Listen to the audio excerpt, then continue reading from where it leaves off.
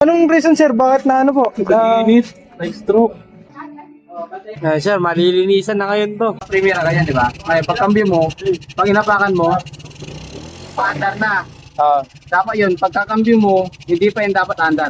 Kaya dragging, kumbaga. Pero pag inagis natin, mawawala yan. Ngayong araw na ito, may isang follower na naman tayo na pupuntahan. Isa siyang dating mekaniko. Ang dahil sa di inaasahan na nagkasakit siya ng stroke, siya ay nawalan ng pinagkakabuhayan. Kaya ang tanging hiling niya sa atin na mapaayos yung kanyang motor ay matutupad na. Ngayong araw na ito, ay nandito nga tayo ngayon sa Payatas, Quezon City para puntahan yung isang taga-subaybay natin at para makita na din natin yung motor ni Sir. Concern pala sa atin ni Sir ay di na umaandar yung kanyang motor. Gawa ng nakatambak na ito at sira na din yung kanyang foot brake. May dragging yung kanyang motor. Nung huli niya itong mapaandar. Pinarada na din ng partner ko yung dala naming motor. Napakabigat talaga ng karga namin na ito dahil sa dami ng dala naming tools. Ito nga yung motor ni Sir. Ang balak talaga namin ni partner ko is for checking lang kung hanggat maaari. Kung kaya naman maayos ngayong araw na ito. Kaya ayusin na din natin para magamit nila ito.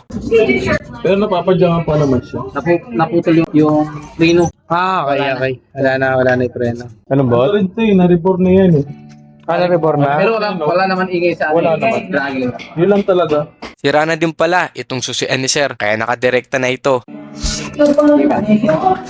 Chinek namin ng partner ko kung magsusupply ito ng kuryente at okay naman. Wala din pala itong preno sa harapan ni Sir. Ganoon na din itong foot brake at yung tinutukoy ni Sir about sa dragging. At iyon yung titignan natin mamaya. Habang chinecheck nga namin ng partner ko itong motor ni Sir ay lubos kami natutuwa ng partner ko. Dahil sa kagustuhan namin tumulong ay napakaraming may message sa atin sa ating FB page para maayos yung kanilang motor na may issue o sira at nanggaling pa nga ito ng iba't ibang lugar. At ayun talaga ang goal namin ng partner ko. Ay madami tayong matulungan. Ngunit sa kabila na kagustuhan namin tumulong, ang nakakalungkot lang ay dahil sa sobrang dami nagme-message sa atin ay hindi namin din kaya kayong pagsabay-sabayin at mahirap na din malaman kung sino-sino yung susunod nating tutulungan dahil kulang kami sa manpower ng partner ko dahil dadalawa lang kami. Kaya kami ay nangihingi ng pangunawa at pasensya sa inyo. Kung minsan ay masisin lang namin kayo pagtapos namin kayo ma-replyan dahil gusto muna namin ma-replyan muna kayong lahat bago namin kayong mabalikan sa inyong mga message sa amin. Hinihingi ko din pala yung mga idea ninyo kung paano natin ito may sasaayos. At kung may idea kayo, pwede kayong mag-comment sa ibaba para kahit papaano ay makatulong sa amin ng partner ko para maisaayos natin yung schedule para sa pag-ayos ng inyong mga motor. Sa labas lang daw nakatambak itong motor ni Sir. Arawan din ito, halos kalahating taon na din itong nakatenga. Kaya napakaraming dumi at kinakalawang na din yung ibang pyesa, parts ng motor nito. Chinek na din pala ng partner ko kung may langis pa ito. Ito gusto ko sa partner ko, may tiwala sa itaas at malakas yung kanyang loob. Nakakayanin namin magawa yung motor. Naisipan na nga tanggalin itong spark plug at dahil walang tool si Sir, kaya naisipan na din ng partner ko ibaba yung kanyang motor.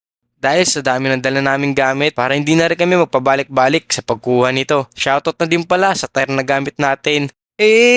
Baka shipa yan. Pasensya na kung sa ngayon ito ang inyong makikita. Eco bag lang tayo. Wala pa kasi tayong toolbox na ating lalagyan ng ating mga tools. Pero kung may pinaglumaan kayo, pwede kayong mag-comment at bibilhin na lang namin ito ng partner ko. O pwede nyo na din naman ipamana sa amin dahil wala kaming ibang lagayan. At dito na muna kami sa gilid-gilid kumuha. At tanggalin na nga din itong mga tornilyuhan para matanggal natin itong pairings ito. Pagbukas nga, ay ito ang nag-itsura. Tad-tad ng dumi at alikabok. May ibang parts na kinakalawang. Ganoon na din itong manifold at yung kanyang karburador nito. Buti naman at pasok yung socket na gamit natin. Dahil yung pantanggal natin ng spark plug ay naiwan natin. At ang lala talaga ng itsura ng motor ni Sir. Halos ganito din talaga yung magiging kakahinatnan kapag di natin naalagaan yung ating mga motor. Pagkick nga ng partner ko, halos maglabasan lahat ng carbon. Tatanggalin na nga din itong manifold para mahugot din natin itong karburador niya. Medyo nahirapan din itong partner ko sa pagtanggal nito dahil yung mga tornilyohan nito ay lost thread na. Habang tinatanggal nga ng partner ko ay nakakapagkwentuhan kami nila Sir Stephen na halos siya na rin yung nagbe-maintenance nito noon at naalagaan niya ito. Hindi ko na rin maparinig sa inyo dahil medyo maingay yung sounds gawa ng may nagbibidyoke. At talagang panis na din yung loob nito para mawala yung mga carbon na nakabara dito. Biniro ko si partner, tinanong ko sa kanya kung bakit sanay na sanay siya magsipsip ng gasolina. Hindi ba kaya't dati siyang tirador ng mga gasolina ng dump truck?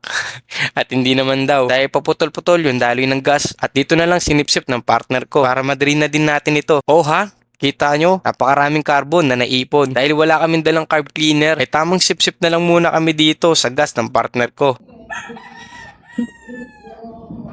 Wala sa? Redors.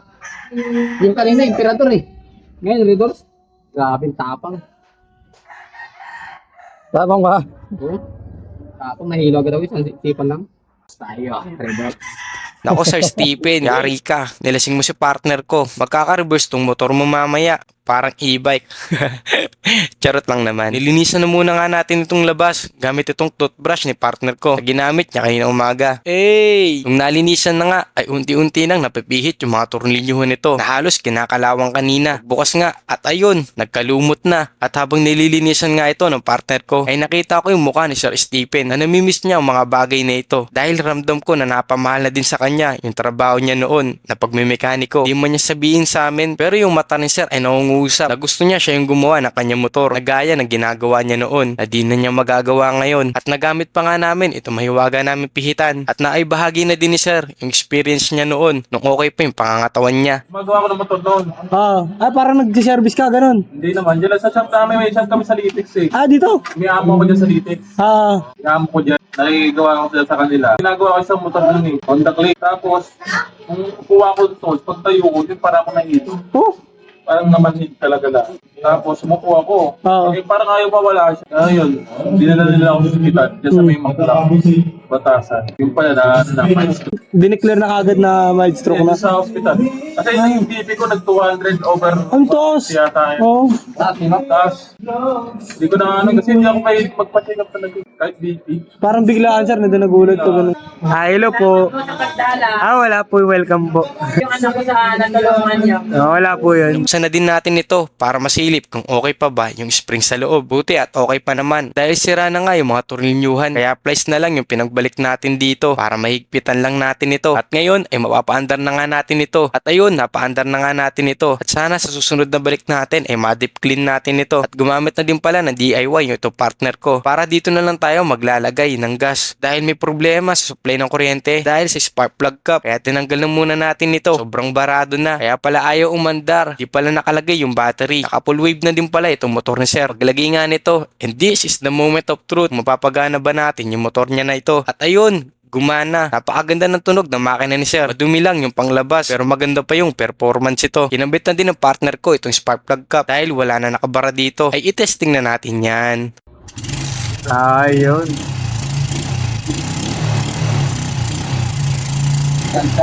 Tol! Hey! Ito na tunog. Napanda na, alam na natin kung itutunod na gagawin.